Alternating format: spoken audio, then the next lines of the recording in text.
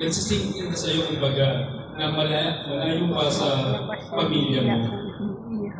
Tapos, experience mo na mahigpit pala si madam, stricto pala ang kanilang batas, ang kanilang kultura. So, from excitement, from euphoria, disappointed ka na. So, usually, yun yung mga susunod na stage after the euphoria. And then, after that, yung adjustment.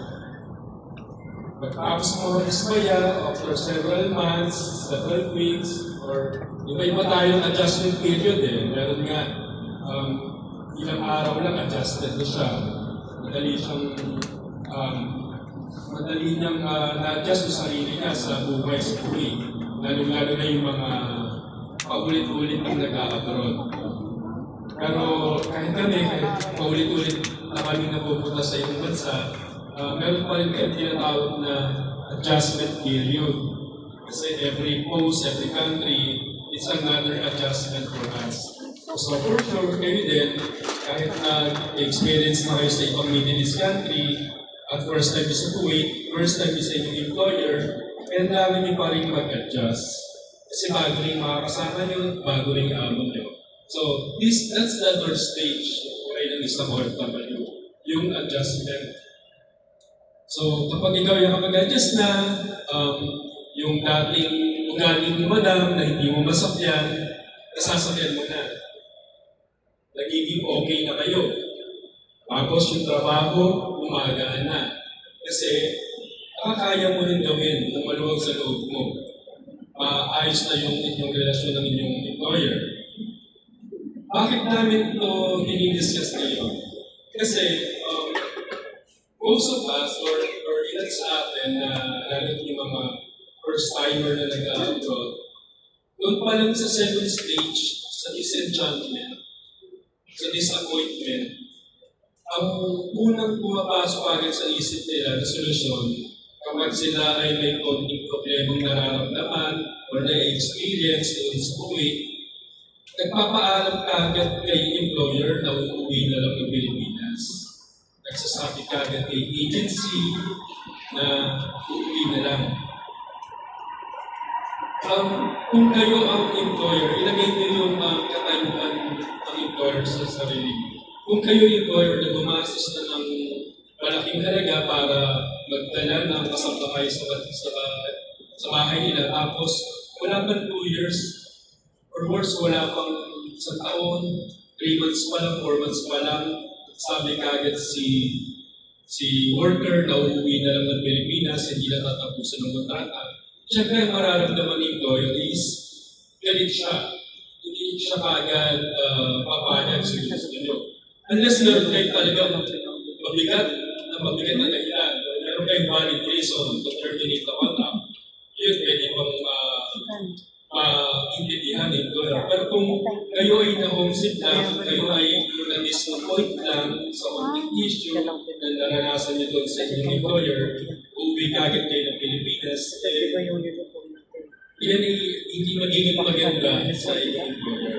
So, ang sinasabi namin dito, kung kayo ay mayroong disenchantment na nararamdaman, give it some time, baka yan kailangan lang ng konting panahon para makapag-adjust. Yan, dinidiscuss namin dito sa inyo. Pero talagang mga stages sa buhay natin na nanidismaya tayo, na parang ayaw na natin trabaho. Pero kapag binigyan pa natin ang chance sa sarili natin na sige, kung hindi pa, kaya pa natin isip ko muna. Hindi natin namamalayan na natapos na pala natin yung 2 years, yung kontrata natin. Kasi without us knowing, nakapag-adjust na tayo sa bago nating trabaho, sa bago nating employer. So, yun po yung sinasabi namin sa inyo na hindi kagad solusyon ng pag-uwi kapag meron tayong konting problemang nananasan. Anyway, nandiyan naman po ang ating employer, ang ating agency, ang Migrant Workers Office, ang DMW, pati po ang COA, kung sakaling meron kayong problema, ay pwede mong lapitan kapag kayo ay meron kayong mga problema sa inyong sa inyong employer. Okay? Now, after the third stage is the acceptance. Ito na yung pinaka-magandang stage sa buhay ng OFW. Yung uma-asensuhan na kasi nakakapagtupon ka na. So, yung 2 years mo, dahil ikaw ay masaya sa iyong pinagtatrabahuan, sa iyong mga kasama sa bahay, baka hindi lang maging 2 years yan, baka mag-renew ka pa ng kontrata. Kasi nga, nakapag-adjust ka at na-accept mo na, at okay kayo ng mga kasama mo sa bahay, lalo ng iyong employer. Okay? So, those are the 4 stages ng buhay ng isang migrant workers. Ngayon, pag-usapan naman natin ang mga duties and responsibilities ng isang OFW. Okay? Number 1, there's duty to the family. Ano daw yung duty natin sa ating pamilya? Maintain regular, constant communication. Okay? Meron kasi mga ibang OFW, hindi ko naman nila lahat, na kapag nag-abroad, nalilimutan na nila yung kanilang asawa sa Pilipinas. Nagiging binata or dalaga sila. So hindi na nakikipag-communicate sa pamilya, sa anak, pati sa mga magulang. Pero isipin nyo, anong reason bakit tayo nag-abroad para sa ating family? So, yung hindi makikipag-communicate sa ating pamilya is another form ng pag-aabandon sa kanila. Huwag natin itadahilan na mahirap ang communication sa ibang bansa, wala kayong cellphone all day. Ang cellphone ko ito kung hindi yan pinapahawak sa ating mga employer habang tayo ay nag-work.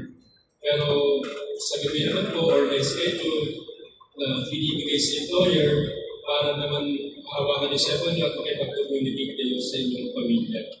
Marami na pong paraan para tayo ay makipag-communicate sa ating family.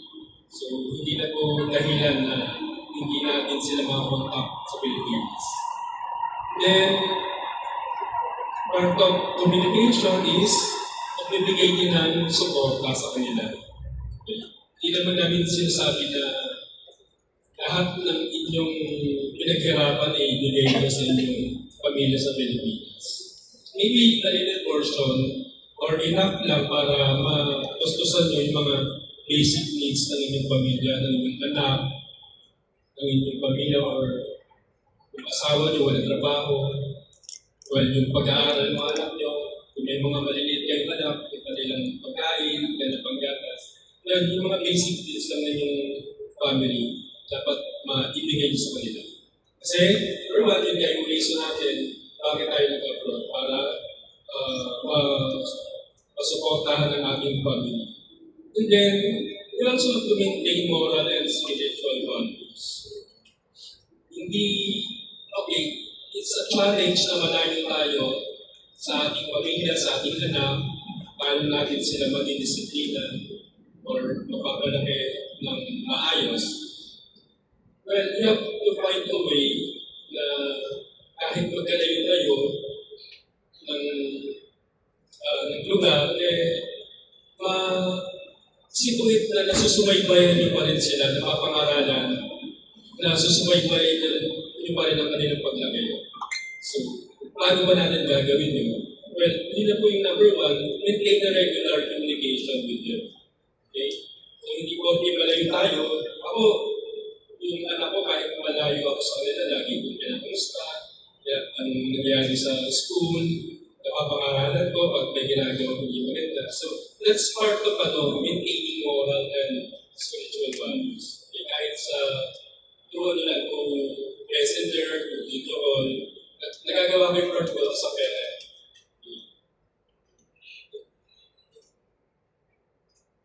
Then, we also have the duty to the country. Sa Pilipinas, uphold and defend the ideals of the country. Be an ambassador of goodwill. Abide by rules and regulations of the government. Kung kung ano pala ang ginagawa natin sa ibang bansa, nagre-reflect yun sa image ng Pilipinas. Hindi lang pala tayo basta OFW, tayo rin pala ay ambassador of goodwill. So pagka tayo ay gumawa ng masama, ng illegal sa uwi, ang magiging impression ng ibang lahi sa atin, ay ganyan pala ang mga Pilipino. Diba? So kahit isa lang ang gumawa, dahil ginawa niya yun, naging impression tuloy ng mga tayuan sa atin or ng mga Arabo sa atin is naging masama. Kumbaga nadamay yung image ng lahat ng mga Pilipino. So, isipin nyo yun na kung ano man ang ginagawa nyo, hindi lang sa sarili nyo nagre-reflect yun. Nagre-reflect din yun sa image ng Pilipinas. Abide by rules. Ang pagkakaroon dito is sa rule na dapat nating sundin. Pagkuha ng OEC, ang siguraduhin valid ang ating passport. Yun yung mga batas o rules na binigay ng ating government, hindi para sa amin yun. Ito ay para sa inyo. Para maging maayos ang inyong pagbiyahe, maging maayos ang inyong pagkatrabaho sa ibang bansa. Then, we also have the duty to host country. Okay. Duty natin na igalang at respeto ang kanilang tradisyon, ang kanilang customs, traditions, ang kanilang religion. Hindi namin sinasabing mag-Muslim din kayo kung kayo ay Kristiyano. Yung sinasabi lang namin dito, nire-remind namin kayo na sila ay may mga paniniwala, sila ay may mga tradisyon, sila ay may mga paniniwala sa kanilang religion na dapat natin igalang. Dapat natin irespeto. Una-una, ano ba yun? Every five times a day, nagdadasal sila. Diba? Especially during Ramadan. So, yun yung mga doktrina nila sa kanilang religion na kailangan natin irespeto. Bawal kumain sa kanila ng pork. So, kung tayo magluluto ng pork sa bahay ng ating mga amo, kasi alam naman natin na bawal kumain sila ng pork. It's a no-no to them. And duty rin natin na to work harmoniously with our co-worker. Ang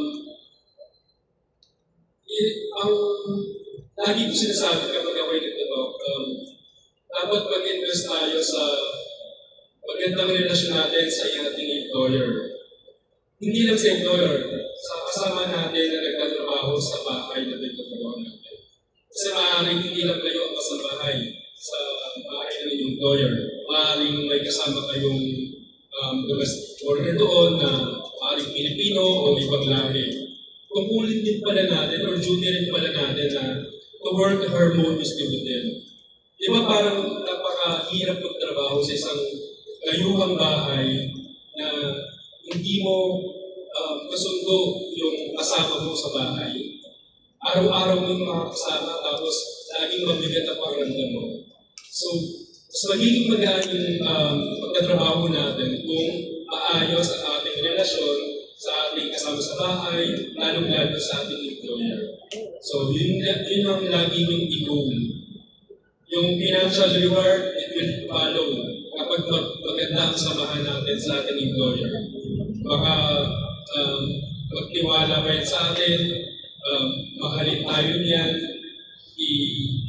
ituring tayo na hindi lang kasambahay nila, kundi another part of the family. So, di ba, napakasarap na dyan ng pili.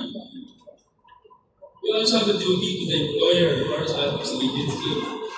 Provide correct and accurate information.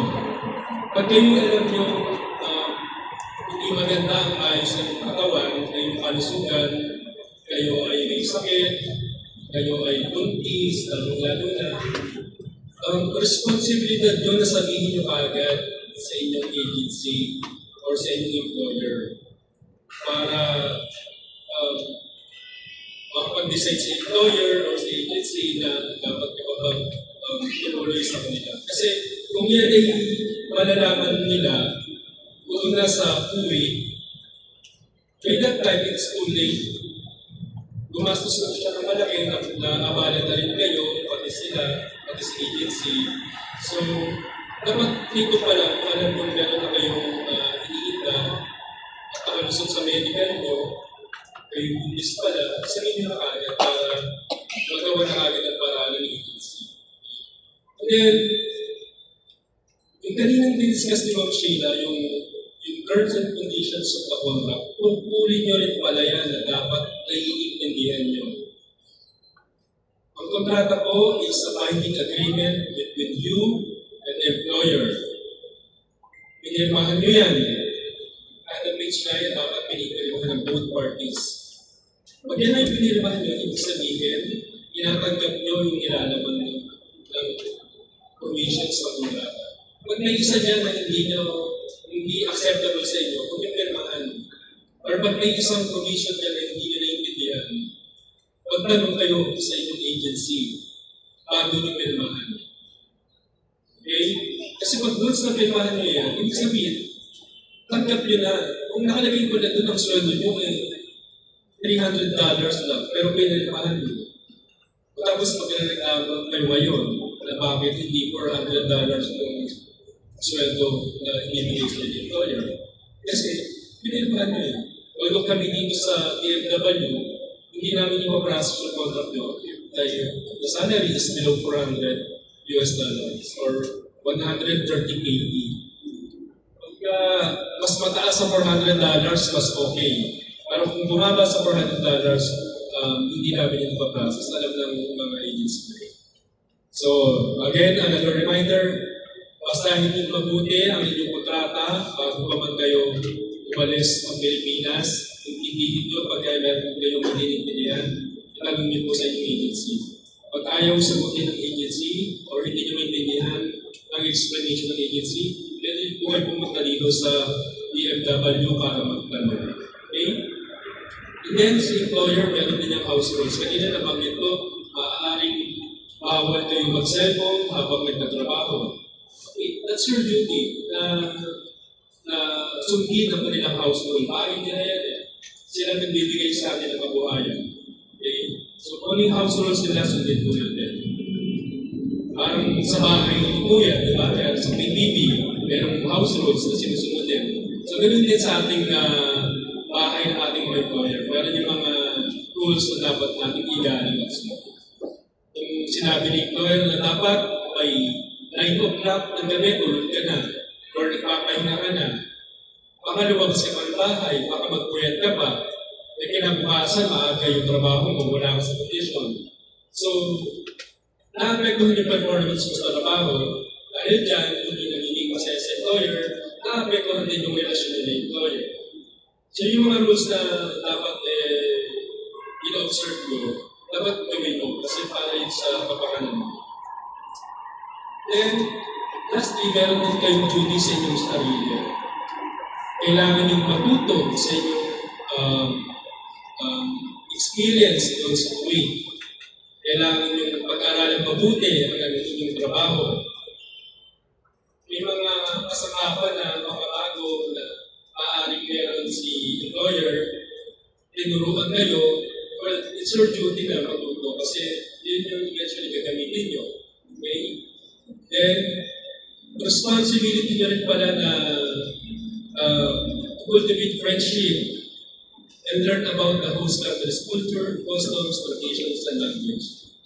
Kahit yung mga basic na language like yung Salamalaikum, yung mga simpleng Arabic words. Di ba pag yan ay narinig ng inyong employer, ano mararamdaman nila? Matutuwa yun. Matutuwa sila na meron kayong basic info about their country, about their language. Kunyari, alam nyo yung kanilang pagbansang awit, ang kanilang flag, ang kanilang... Hindi ko sinabing aralin yung buong history nila ha. Ang sasabi lang is, kung meron kayong basic information about the language, about the country, ano yun eh, parang instant connection ka agad dyan sa employer mo. Parang tayo dito sa Pilipinas, di ba? Example lang, kapag tayo ay nakakita ng dayuhan na marunong mag-Tagalog, anong nararamdaman natin? Napapangiti tayo, di ba? Na natutuwa tayo sa dayuhan. Di ba? In that simple gesture, meron ka agad connection. So, ganun din si employer, kapag may nakita siyang ganun ka na bagay, kahit maliit na bagay lang, instant connection ka agad yan sa inyong employer. So, matutuwa ka agad sa inyo, may impress ka agad din sa inyo yun.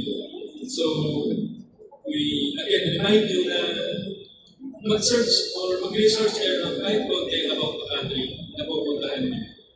Okay? Then, it's also your duty na mag-ipon at magplano para sa inyong kinabukasan. Kanina sinabi ko, duty nyo sa inyong pamilya na magbigay ng suporta. Pero, number one ninyong duty sa inyong sarili ang magplano at mag-ipon para sa inyong kinabukasan. Ayaw naman namin na ikaw ay kasambahay ngayong taon, ngayong araw, hanggang paglipas ng ilang taon, kasambahay ka pa rin. Ayaw po namin yun. Gusto po namin na nag-i-evolve tayo, nag-develop tayo. So, it's our duty sa inyong sarili na tulungan po ang inyong sarili, mag-ipon tayo at magplano para sa atin. Bago ko po ibigay yung mic sa aking kasama para po sa mga mahalagang detalye or numero na dapat mong tandaan kapag kayo nasa puwi. Gusto ko lang i-share sa inyo itong maliit na konting quotation na nakita namin sa internet. So, maganda po ito. Sana, kaya niyo magbasahin. Basahin nga po natin ng sabay-sabay. Okay, 1, 2, 3. Just because you are struggling does not mean you are falling. Every great success requires some kind of struggle to achieve it. Okay, ibig sabihin yan, hindi dahil ikaw ay nahihirapan, ang ibig sabihin na ikaw ay pumapalya. Lahat po ng nagtatagumpay ay dumadaan sa konting paghihirap. Again, hangad po namin na maging matagumpay at mapayapa ang inyong paghahanap buhay sa Kuwait. Lalo ngayon may kaguluhan. Pinagdadasal po namin na huwag nang lumala ang kaguluhan sa Middle East. Again, hangad po namin na sana lagi po kayong safe. Maraming salamat po.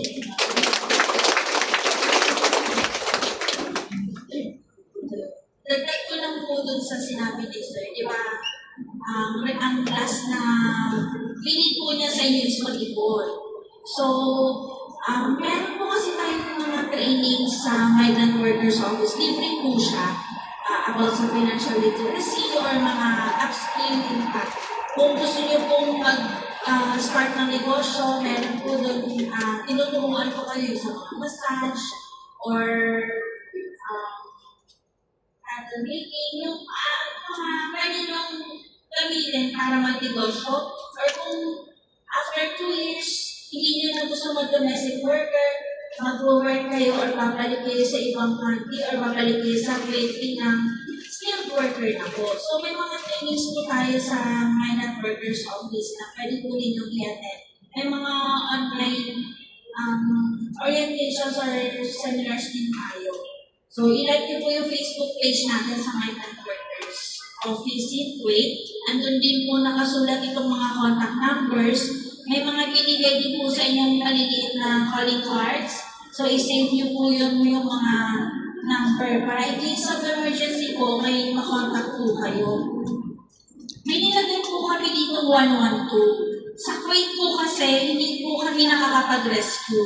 May proseso po ang Kuwait na para kunin si worker sa bahay ng employer. Bawal na bawal po sa amin ng pumunta directly sa employer. So, in case of emergency, pag sinaktan po kayo ng employer, tawag po kayo ng 112.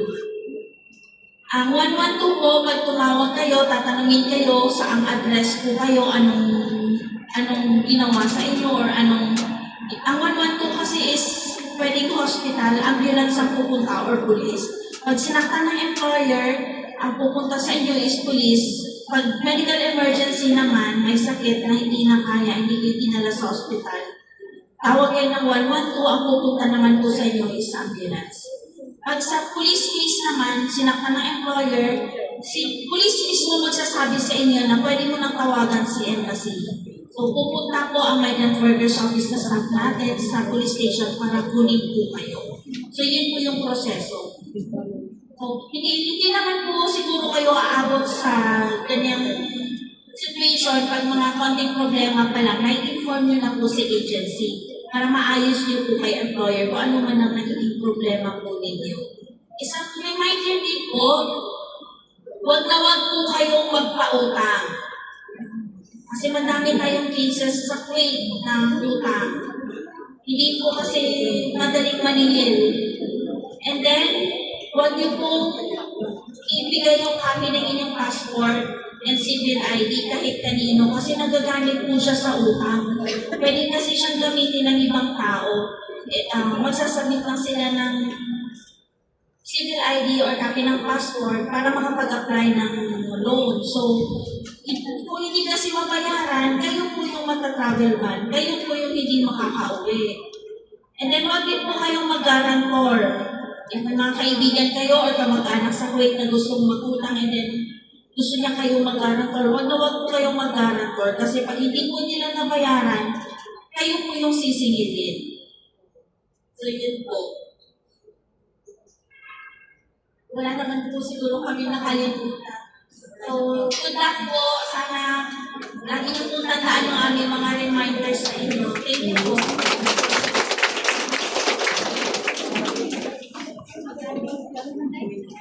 Marami po kayo natutunan. Apo. Idagdag ko lang po ito. May SSS po ba kayo? Tuloy niyo po yun. Kasi SSS. Mapapakinabangan niyo po yan pag 60 years old na kayo. So, di ba, nilay 20 months lang. Pag 60 na kayo, pwede nyo na yung magka-pension. So, maganda yung investment. Yung SSS, tsaka yung pag-TV. Kung kayo po ay yung kung aalis, may dala po ba kayong biscuits? May dala. Pag kayo nagutom at hindi nyo gusto yung pagkain ni Madam, makakapagod kayo sa loob ng kwarto nyo. So, ayun po, di ba? Baka mamaya hindi nyo gusto yung pagkain. Magdala kayong biscuits or dilata. Tapos, may dala kayong gamot. Dala po kayong gamot. Paracetamol. Kung masakit ang ulo, magdala ng pang-aplas. Kasi Vicks. Kung ano man, basta yung pang-emergency. Nasa luggage. Sa luggage mo lagay. Sana po ay matandaan ko yung mga ginagawa ng ating mga speakers. So, mag-picture mo lang tayo para siya mag-remember sa yung nasa likuran, pwede po tumayo, tapos yung mga kapulita. Tapos pag sinabi po mamaya na tahanan, ganito po yung mga dito lang, mamaya.